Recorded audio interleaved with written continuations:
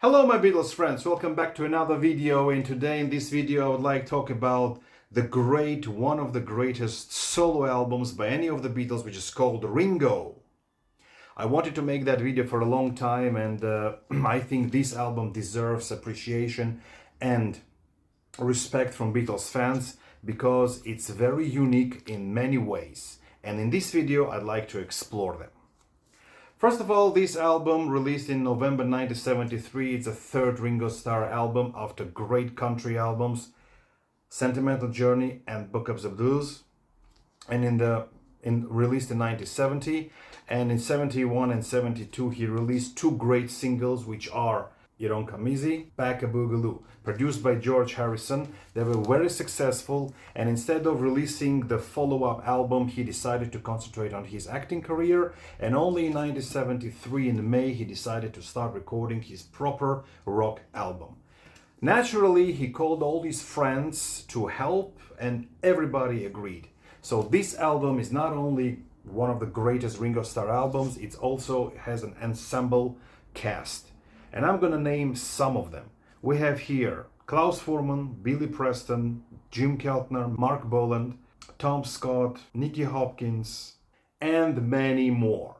But why this album is a unique and once-in-a-lifetime chance is because this album has all four Beatles members, not only as a writers, but also as a performers. This is the one and only occasion after the Beatles breakup where you have all four Beatles on the same album. So this album is a unique in a very special way. It contains 10 great songs, and the first one is I'm the Greatest, written by John, and this is the song where three members of the Beatles appear: Ringo Starr, George Harrison, and John Lennon with Billy Preston. Paul McCartney wasn't available because he couldn't enter America due to legal matters, so his place was taken by none other than Klaus Voormann playing bass.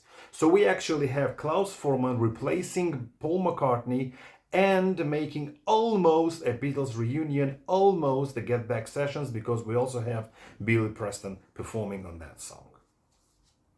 The second song is written by Randy Newman, is called Have You Seen My Baby? And also is notable for having Mark Boland and Jim Keltner as performers on that song, among many others.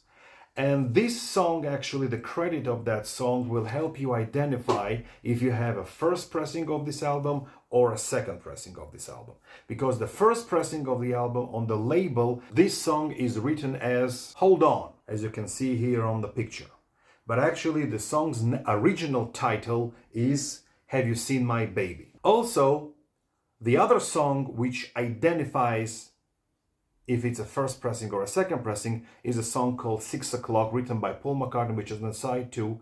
And the running time of that song is 4 minutes and 6 seconds, but on the label it's written 5 minutes and 25 seconds. Song number 3 is a unique one, main single of that album, which is called Photograph, written by Ringo Starr and George Harrison. They actually wrote that song 2 years prior to that, and produced, of course, by George Harrison, but later Ringo asked Richard Perry to reproduce it.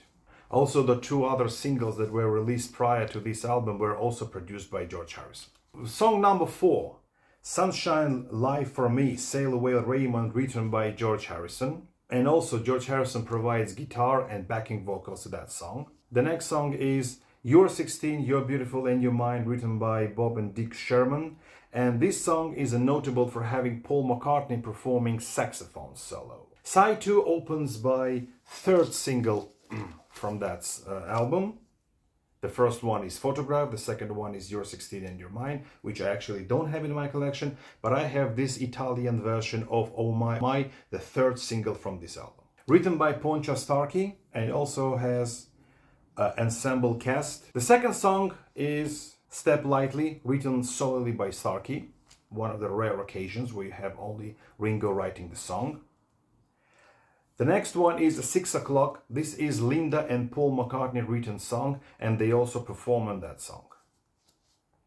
Next one we have Devil Woman, once again written the duo Starkey Poncha. And the closing track of the album, which is You and Me Babe, is written by George Harrison and Mel Evans. They were living together, sharing a flat.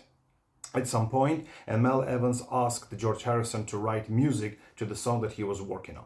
So this album is a very unique to have all four ex-Beatles performing and writing on the same album. This occasion will never repeat itself during their lifetimes. Unfortunately, John and George are no longer with us. The subsequent pressings of this album, they have a write credits for the songs Have You Seen My Baby and 6 O'Clock. However, the cassette issue of this album has the song 6 O'Clock as an extended version, and the track listing is shuffled. And this is the cassette. The artwork for this album was the reason why this album was delayed in release. It should have been released in September 1973, but due to extensive work, it was delayed, and here's why. We have here Sgt. Pepper resembling type of cover with multiple characters in the background.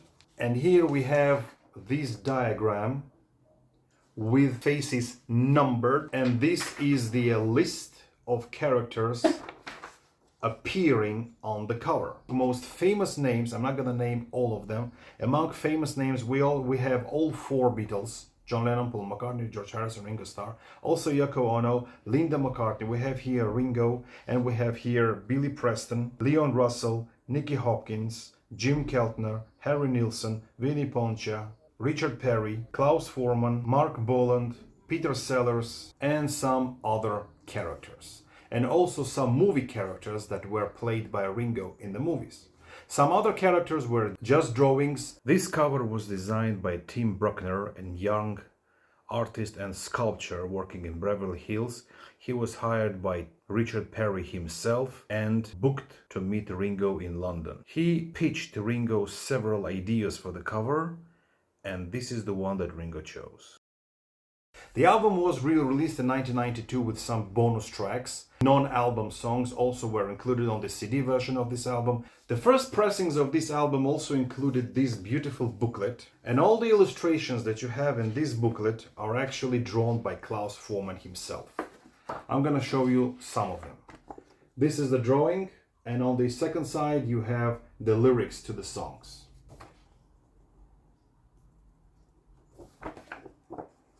Here's some additional, and here is another one. Klaus Voormann also provided the cover for the album, but it was rejected. This is the cover. This album marks a turn in Ringo's career, and asking his friends to help him with an album would become his signature for all his subsequent albums. Not only this is one of the greatest Ringo Starr albums, this is one of the greatest solo albums by all four ex-Beatles.